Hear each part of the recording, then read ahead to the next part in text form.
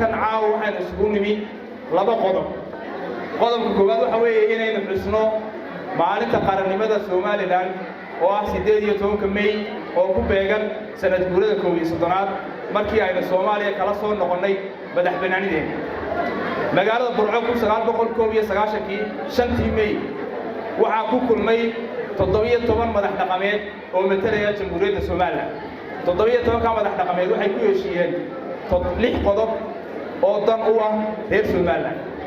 inaga reer awdal walaalayaal waxayna khusaysaa haddaynu nahay dadkii iyo gobolkii sameeyay Soomaaliland 93 magaalada Boorama waxa lagu aasaasay dhismihii dawladnimadii Soomaaliland.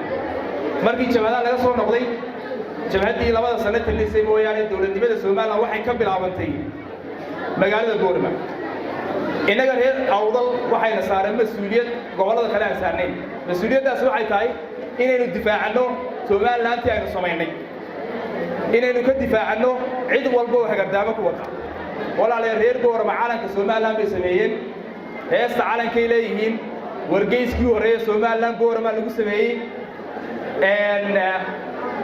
dawladnimada Soomaaliland halkan baa lagu sameeyay.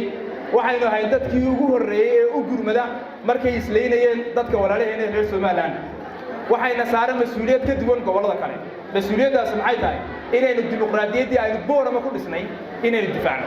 waxaynu ka difaacaynaa cid walba oo ku soo duulaysa dimuqraadiyaddii iyo geedi socodka Soomaaliland oo ugu horeysa xukuumadda hadda jirta. dawladnimada hadda joogta reer Boorama way ku xoolo beeleen. waxaad maqashaan mujaahid baa horna waa loo soo mujaahid wadanka waa loo soo dhintay, dad baa soo dhintay. inagu waa ku xoolo beelnay 6 bilood baan Soomaaliland halkan ku haynay. dadkii xoolaha lahaa halkan bay ku xoolo beeleen oo 6 bilood bay masruufayeen. lacagtii giibaanka markii la bedelayay ee lacag Soomaaliland sameeyay dadkii ugu horeeyay ay saameysay reer Boorama ahay. marka walaalayaal inaga dan ka duwan gobolada kale ayayna saaran. marka waxaan jecelahay reer Boorama iyo reer Awdal iyo gobolada galbeedku inay ku baraarugsanaadaan inaan Soomaaliland wixii ay sameysteen iyo xoolahooda inay tahay cid laga yeelayaa inay Soomaaliland hagardaamisana ma jirto. haddaynu ka cabanayno maamulka jira inaga reer Awdal waxayna saaran qodobadii lagu heshiiyay. qodobka shanaad waxa ka mid ahaa in Soomaaliland la wada yeesho si siman loo qaybsado. qodobkaas aynu u baahannahay in reer Awdal ahaan ka duulo oo inuu nidhaahdo wixii lagu heshiiyay sidan ma haynin. xukuumadda hadda jirta dee sida ay ku dhaqmayso dawladnimadu sidan ma haynin.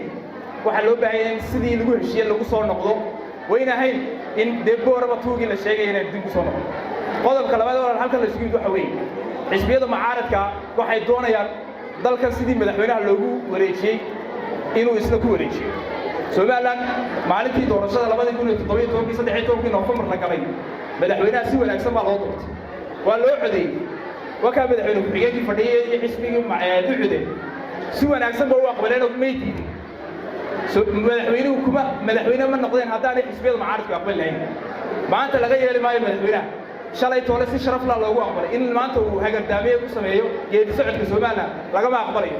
inaga waxay loo diyaaraa haddaynu xisbiyada mucaaradka inaynu wax walba oo aynu dimuqraadiyadda ku soo celinayno inaynu diyaar la noqono. soo diyaar lama nihin. maxaa diyaar naga ah inaynu dimuqraadiyadda difaacno, inaynu doorashooyinka difaacno, geedi socodka Soomaaliland sida Yohana inaynu difaacno ayaa walaalayaal inoo yaala.